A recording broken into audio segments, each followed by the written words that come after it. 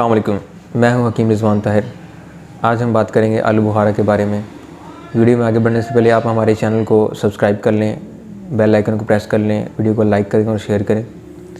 تو آلو بخارا جو کہ مزاج اس کا سرد خشک ہوتا ہے یا عضلاتی اعصابی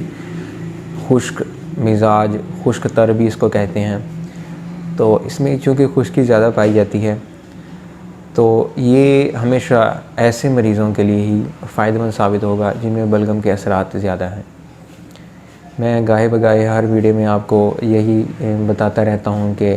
اعصابی مزاج کے لیے جو عضلاتی مزاج ہے وہ بہتر ہے،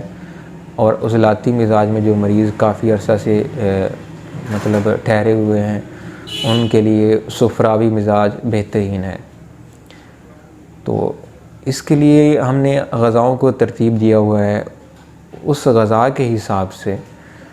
جو یہ آلو بخارا ہے، یہ جو ہم غذائی چارٹ آپ کو فراہم کرتے ہیں اس میں دوسرے نمبر پہ جو ہوں گی غذائیں جن کو ہم عضلاتی اعصابی غذائیں کہتے ہیں، یہ اس میں فعال کرتا ہے۔ اس کو عربی میں اجاز کہتے ہیں۔ تو اس کا جو مقدار آپ استعمال کر سکتے ہیں وہ 10 دانے سے لے کر 30 دانے تک استعمال کر سکتے ہیں، لیکن اگر اس کا سائز بڑا ہے، کیونکہ یہ بیر سے لے کر آلو جتنے سائز میں بھی دستیاب ہوتے ہیں، تو اس حساب سے آپ تقریباً اس کو اگر یہ درمیانے سائز میں آپ کو دستیاب ہے تو آپ 10 دانے سے لے کر 30 دانے تک استعمال کر سکتے ہیں۔ چونکہ یہ جو پہلی ترجیح ہوتی ہے وہ غذا کے طور پہ ہی استعمال ہوتا ہے، تو غذا کے طور پر ہم اس کو اس لیے استعمال کرتے ہیں کیونکہ یہ اتنی جلدی جو ہے دوا کی طرح اثرات نہیں رکھتا، اتنی جلد فوری اثر نہیں دکھاتا، تو اس لیے اس کو ہم غذا کے طور پر جب استعمال کر سکتے ہیں تو حسب منشاء بھوک کے حساب سے بھی آپ کھا سکتے ہیں جتنا مرضی۔ لیکن اگر تو آپ نے دوا کے طور پہ استعمال کرنا ہے تو اس کا محلول جو ہے وہی بہترین ہوگا آپ کے لیے، کیونکہ دوا کے طور پر ہم اس کو استعمال اس طرح سے کرواتے ہیں کہ ایسے مریض جن کا خون جاری ہو جاتا ہے جسم میں کسی بھی جگہ سے، جیسے کہ ناک سے، پخانے والی جگہ سے یا عورت کو رحم والی جگہ سے، تو ایسے مریضوں کو ہم ایمرجنسی کے طور پہ اس کا جو محلول ہے کہ آلو بخارا، اس کو پانی میں ڈال کے اچھی طرح بوائل کر کے اس کو جب حل کر لیں گے آپ پانی میں، تو اس کا محلول اگر ایسے مریض کو پلائیں گے جس کا خون جاری ہو رہا تھا تو اس کا خون فوری طور پہ رک جاتا ہے، لیکن اس کو مسلسل یہ استعمال نہیں کروانا، یہ عارضی طور پہ ایمرجنسی کے طور پہ آپ نے استعمال کروانا ہے۔ تو یہ تو ہو گیا اس کا دوا کے طور پہ استعمال۔ اس کا جو دوسرا دوا کے طور پہ استعمال ہے اس میں آپ اس کو بلغم کے اخراج کے لیے، بلغم تاکہ جسم سے آسانی سے نکل بھی جائے یا بلغم نکلتے وقت سوزش کا باعث نہ بنے، تو اس کو آپ کچھ اس طرح سے استعمال کر سکتے ہیں کہ آپ 5 دانے درمیانے سائز کے دانے جو ہیں اس کے وہ لے لیں اور 5 تولے املی لے لیں، ان دونوں کا آپ محلول تیار کر لیں، تو وہ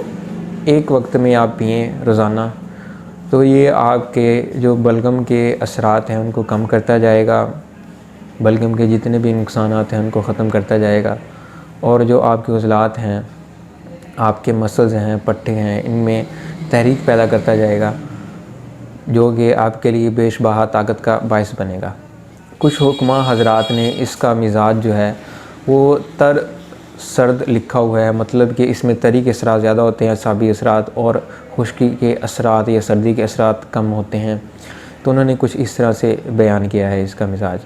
لیکن ہمارے دیکھنے میں یا ہمارے تجربے میں یہ بات آئی ہے کہ ایسی اشیاء جن میں ترشی زیادہ پائی جاتی ہے ان میں خشکی بھی زیادہ پائی جاتی ہے،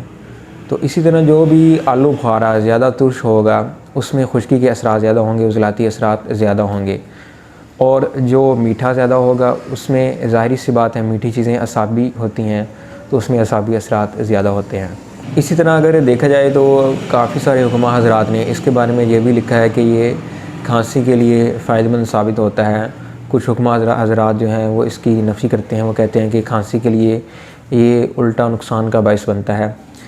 لیکن جو ہمارا نظریہ ہے وہ بالکل مختلف ہے. جیسے کہ ہم نے آپ کو اس کا مزاج بتایا کہ یہ 2 مزاج میں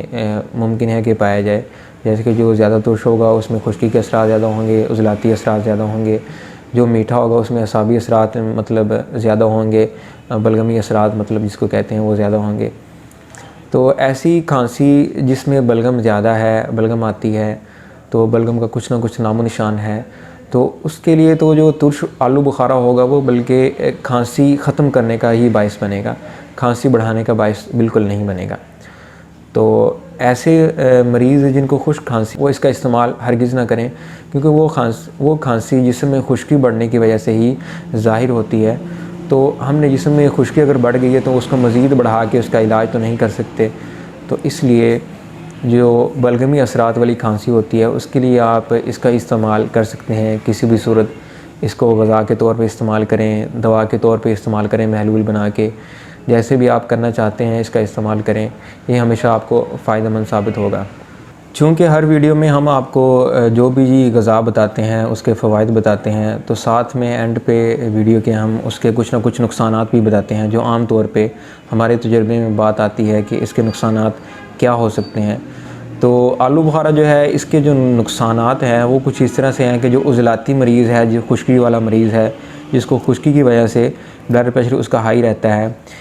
کیونکہ عام طور پہ آج کل ہمارے دیکھنے میں یہ بات آ رہی ہے کہ جیسے سردی بڑھتی ہے تو گیس کے مسائل لوگوں کو زیادہ ہونے لگ جاتے ہیں. تو سردی میں جب گیس بڑھتی ہے معدے کی، وہ ہمیشہ ایسے مریض کی بڑھتی ہے جس کو خشکی والے مسائل ہیں، عضلاتی مسائل ہیں. تو اس کے معدے میں جب گیس بڑھ جاتی ہے تو اس کا BP بھی ہائی ہونا شروع ہو جاتا ہے. تو ایسا مریض جس کے اندر پہلے سے ہی عضلاتی اثرات ہیں تو وہ عضلاتی آلو بخارا تو استعمال بالکل نہیں کر سکتا. عضلاتی آلو بخارا اس کے لیے نقصان دہ ثابت ہوگا. وہ میٹھا آلو بخارا ہی استعمال کرے. زیادہ کھٹا یا آلو بخارا یا کوئی بھی کھٹی چیزیں یا مرچ مسالے والی چیزیں وہ استعمال نہ کرے جو گیس کا باعث بنتی ہیں. خاص طور پہ آلو کا استعمال تو بالکل ہی ترک کر دے. تو آج کے لیے اتنا ہی. ہماری ویڈیو کو لائک کریں، شیئر کریں، ہمارے چینل کو سبسکرائب کر لیں. اللہ حافظ.